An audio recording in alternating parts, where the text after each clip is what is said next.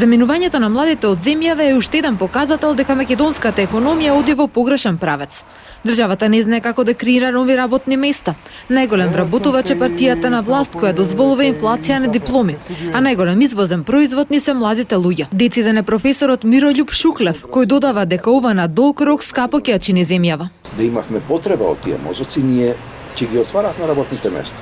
Нема, економијата е неспособна да генерира работни места, способна е да генерира единствено работни места во државата, а тоа не се работни места, тие се квази работни места, тие се лажни работни места, што прават само лажна представа за социјална сигурност на еден дел од населението. Но тие ги трошат парите, а не создаваат нови. Проблемот е што еден голем дел од тие луѓе кои што се одселиле, отишле да ја пробаат среќата. Добро се ситуирале, сега си ги повлекуваат своите семејства, ги напуштаат овие краишта. Токму затоа и ни се празни државата и предпоставувам дека мора под итно, тоа не може да се реши со некакви планови за зголемување на наталитетот, да се разбереме, тоа е сосема погрешно. Потребни ни се вистински, а не реформи на хартија, додава Шуклев, кој вели дека што поскоро ни се случат тие, повеќе млади луѓе ќе успееме да ги задржиме во земјава.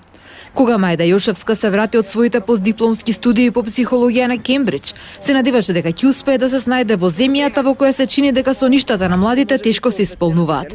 Вели, наместо врз основа на компетенции и знаења, работните места кај нас се добиваат на поинаков начин. Тоа го имам почувствувано на своја кожа, мислам дека ретко кој го нема во еден или на друг начин.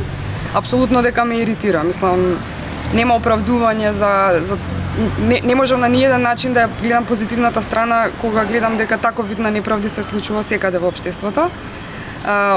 Меѓутоа, веројатно, не знам, можеби се работи за одбранен механизам, меѓутоа сметам дека после известно време сваќате дека не сакате да припаѓате на институција која што не сака да направи критериум кој што е кредибилен, кој што значи нема интегритет за да ги прими оние луѓе кои што најдобро ќе ги исполнуваат оние критериуми што тие ги пропишале. Тоа кај нас масовно се случува. Се примаат медикритетни луѓе, се така, мислам, оние што се навистина добри остануваат на маргините некако и затоа луѓето си одат. А дека ме иритира, апсолутно ме иритира. Верувате дека, тоест мислите дека токму поради тоа, поради можноста да не можат младите да покажат што знаат, едноставно некој пат дури и по цена на се да остават овде, заминуваат во странство за да може некако да се пробијат на некој си регуларен начин, колку и тоа е да е многу пати потешко во туѓа држава.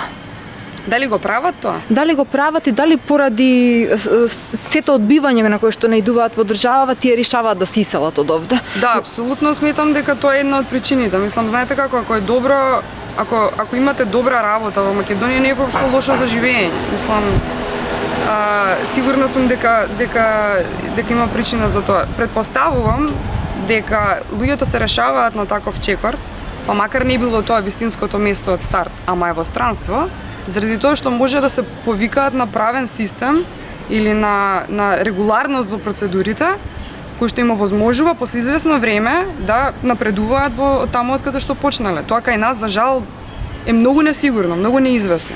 Мајда засега е решена да остане во Македонија, но до кога се уште не знае, бидејќи надежта полека ја напушта. Незините колеги пак кои се уште се во странство и имаат можност да видат како функционираат работите во развиениот свет, се загрижени за својата иднина во Македонија.